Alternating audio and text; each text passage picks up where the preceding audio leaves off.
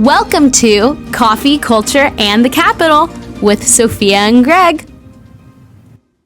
Hello, everyone, and welcome back to the podcast. If you are watching on Facebook Live or on YouTube, you can see we're back in the office this week after a little bit of traveling for work. That's right. We're here again, drinking our fancy coffees. Yes. And we have some fun, I guess, things to talk to you all about today. We are going to go over some bills that are affecting education, teachers, school boards, parental rights, ultimately, as well as we're going to talk about an assembly member calling another assembly member a white supremacist. That's right. And then we're going to talk about there is an anniversary of something tomorrow. If you don't know what I'm talking about, stay tuned till the end to find out. Well, if you're watching or listening a little bit later, the anniversary is Saturday, June 24th, if you're not watching the day we recorded. Yeah.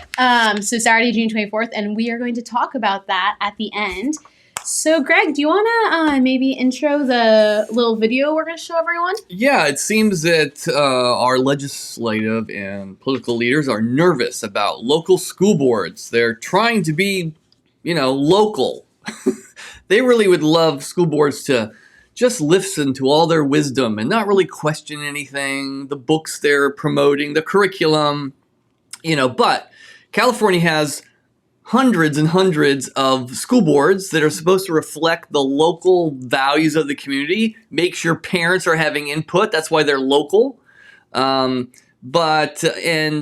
so long, school districts, a lot of them are just rubber stamping what the legislators up here are dictating to them as far as curriculum and how to run their schools. But school boards are electing more vocal school board members who are deciding, they're going to stand up for their local communities. And parents are standing up for their local community, and they're electing these members to the school board that's right. and using their voice. That's right.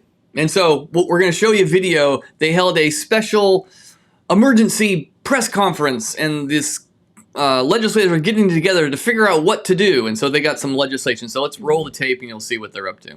In the Reiner Report, for the first time, the state task force on inclusive education met in the Capitol. The topic was how to diversify textbooks in California. Our political reporter Morgan Reiner joins us now with what they discussed. Laura, there are several bills this task force is supporting, including one that ups the threshold for local school districts to be able to ban a book. Now, what do Republicans think of this? Well, none of the Republicans that I spoke to knew this task force was happening until I reached out. Superintendent of Public Education Tony Thurmond put together a special task force made up of lawmakers to discuss the best way to diversify the system. When students see images that look like them or content about their experience, they do better. The task force is supporting 3 bills. First, AB 5, which requires all teachers and staff to take a LGBTQ+ cultural competency training. Provides the training that teachers want and need to support LGBTQ and all students. AB 1352 by Assemblymember Mia Bonta requires local school districts to follow the state's policies, curriculum, and practices. It also allows a school board member by a 2/3 vote to be removed for not following the state. This is about addressing systemic bias at its whole. I'm thankful that this task force will lead us in that direction. Then there's AB 1078 by Assemblymember Corey Jackson. It would require a 2/3 vote to ban any material and then set up an appeals process for the state to review the decision. A critical response to ensuring that we put the brakes on the banning of books. Looking at the list of speakers, I didn't see any lawmakers from across the aisle, so I asked if Republicans were involved in this task force. Not that I'm aware of, at least not to date, but we welcome the participation of members from any party. This isn't a partisan issue. Republican Assemblymember Bill Asaley found out about it because of my interview request. I would have loved to join and actually have a productive conversation about how do we improve our schools? How do we have equal education for all kids, regardless of their zip code? He opposes the bills the task force is supporting. I think Corey Jackson is a radical member of this House, and anything he proposes should be viewed with great skepticism. When I look at this bill, it looks like he's trying to indoctrinate the kids at schools with his ideology. So we're going to go into depth and talk about those bills, what committees they're scheduled in for. But to touch on what Bill Assaili, Assemblymember Assaili, said at the end, he called Assemblymember Jackson radical. Radical. I mean, and he's pointing out that this particular legislator, of all the radical legislators we have at the state legislature, he is particularly radical, and we're going to show you why. Yes. So check out this video, and then we'll explain what he called Assaili. All right. Well, I appreciate your perspective. I just fundamentally disagree. Not a perspective. This is a fact. So let's not get it twisted here. This is a fact. There is no opinion that I am exercising. This is not something that that I am willing to engage in a cultural narrative over. The fact is that this is the right thing to do. There are a number of interventions that cannot be used right now that is proven to save lives. I appreciate your comments. I respectfully disagree. I think 57% of Californians disagree. But you're wrong. Oh, excuse me. I'd like to finish speaking. 57% of Californians disagree who approved Prop 209. I believe it is a mistake in the United States of America to go backwards and to inject race into government policy. I think all people are created equal, and the government should treat people equally, and we can provide services to disadvantaged communities without making race a factor. And I support that. I think everyone should have an equal opportunity in the United States. I am a minority. I came from a minority background, and I don't want the government to treat me differently than anyone else. I want to be treated equally. And so with that, I respect your viewpoint, but I respectfully disagree. Thank you, Mr. Chair. Thank you. So if you are not watching and if you're listening on the podcast, the clip we just played is from a committee hearing, and Bill Assaili actually put this clip on his own Twitter, and it basically explained why he was against this bill, ACA 7, to which Assemblymember Jackson quote tweeted Bill Assaili's tweet, and he stated, "This is a perfect example of how a minority can become a white supremacist by doing everything possible to win white supremacist and fascist affection. History will judge him poorly. His politics is dangerous and should be combated at every turn. Hashtag anti-racism." Yeah, so here is, listen, several years ago, there was a proposition that said here in California that we were no longer going to do affirmative action. We were no longer going to judge people by their race and give certain people advantages, especially in schools, based on the color of their skin. We are simply going to do it based on merit, right? A colorblind society is what California wanted, and majority of Californians said yes. Well, ACA 7 is Assemblyman Jackson's attempt to put affirmative action back into the Constitution. And so Bill Assaili said, I don't think that's good, and I don't think Californians want that. And for that, he's called a white supremacist. Yes. And Jackson has not apologized for this comment or taken this comment back. He's actually doubled down and has now called other people white supremacists via his Twitter. So you can check out his Twitter to see what's going on there. But also, kind of just a little lighthearted, funnier end, Assemblymember Joe Patterson tweeted out, and he said, "Hey, go follow my friend and fellow Assemblymember at Bill Assaili. And in case you missed it, he's the first white supremacist Muslim voted into the assembly." Because Bill Assaili is the first Muslim in the assembly. And apparently also a white supremacist. Yeah. So, we also want to mention something about those bills that were introduced, really targeting local school districts, right? I mean, the first one is AB 5, introduced by Assemblyman Rick Zabur. Now he's from West Hollywood, kind of a very liberal area. He used to be the director of Equality California, which is one of the most wealthy and activist LGBT organizations in the state. And now they're going to make all teachers every 3 years go through a course on how to be, they call it cultural competency. That's right. On everything LGBTQ, right? What this really is indoctrinating teachers. Hey, if you want to make these kids feel comfortable, you have to agree with their ideology, their identity, affirm them in all things LGBT. It's going to put actually Christian teachers in a bind. What are they supposed to do? Violate their own faith? Promote an ideology, encourage it in their kids when they disagree with it, when they think this is harmful to kids. But that's what that's all about. And Zubair said about that bill that it's going to provide training that teachers want and need regarding the LGBTQ community. And yeah, maybe there is some teachers that feel like they want that to be trained to them.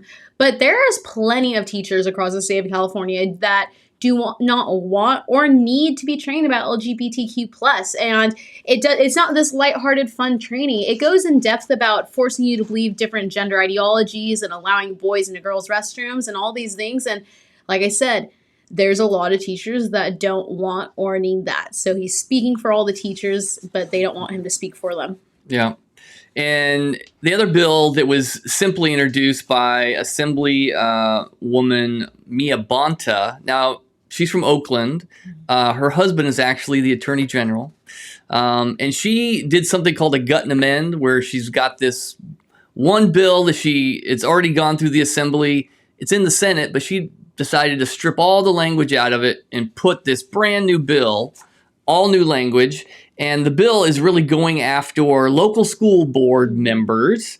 Some of it's kind of confusing. First, it says, local school boards can't violate the law when it comes to state policies on curriculum. Well, I think that's already in law. But then the kicker comes where it says that if with a 2/3 vote of a school board, they can remove a member.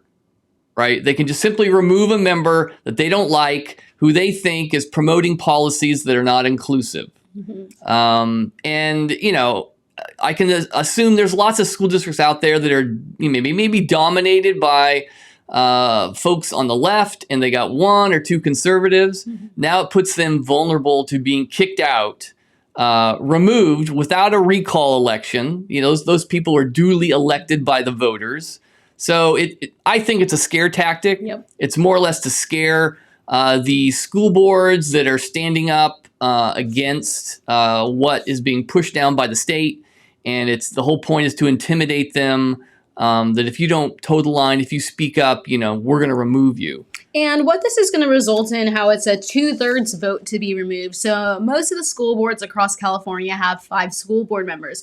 So a 2/3 vote is 3.33333, and it goes on. So you have to round up. So that means 4 out of the 5 school board members have to vote someone off. And so as Greg mentioned, there's school boards where 4 are one way and the one person goes the opposite way, whether it's 4 are left-winged and there's one right-winged, or vice versa. Yeah. And so what kind of democracy is this if you can now, let's say the 4 left-wing people choose to remove the one right-wing person?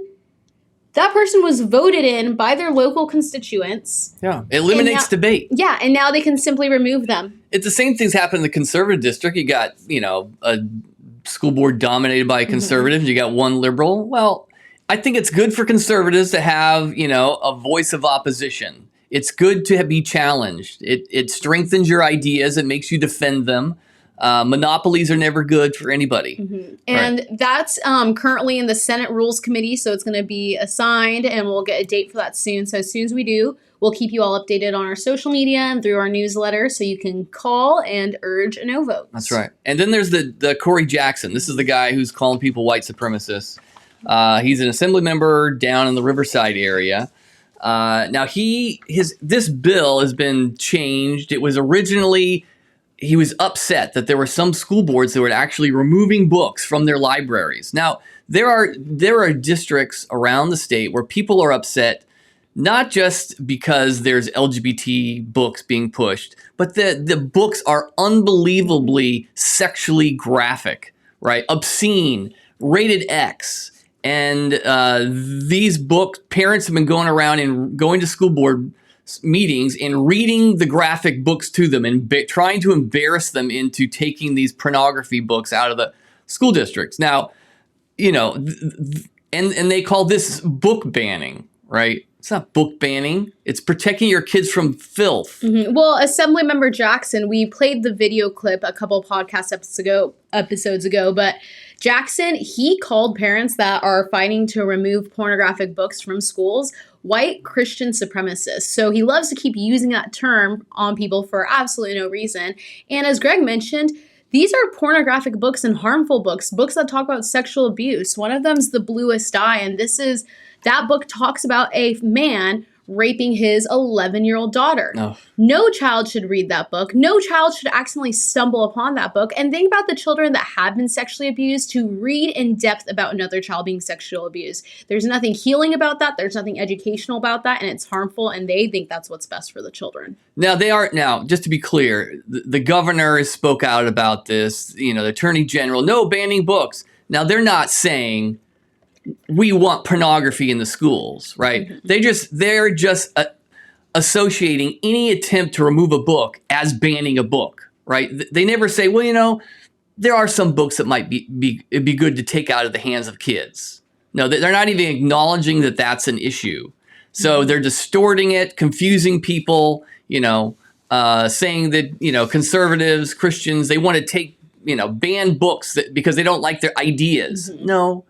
No, we are talking about obscenity that does not have free speech protections. Mm-hmm. And we're talking about kids, right? And so we hope schools have some kind of moral compass to keep graphic, harmful pornography out of the hands of children. And we expect that. That's their duty to protect kids. And it's the duty of every parent to protect their kids. So this bill that was introduced by Jackson, it's AB 1078. It hasn't been changed yet, but he claims he's about to change it. And what the bill's going to do is it's going to require a 2/3 vote to remove any material, not just a majority vote. And then he's going to set up an appeals process at the state level so that books that do get banned can appeal to be put back in, but the state is going to make the final decision. So what is the point of having local school districts if the state in the end is going to dictate what books are in libraries? Well, especially when you all as parents are doing a phenomenal job in your communities to change your school boards, to make a difference, to speak at school board meetings and make your voices heard. And the legislators here at the Capitol in Sacramento basically think, nope, we don't want your voices heard. We ultimately want the state to have the final decision over what school boards are doing. That's right.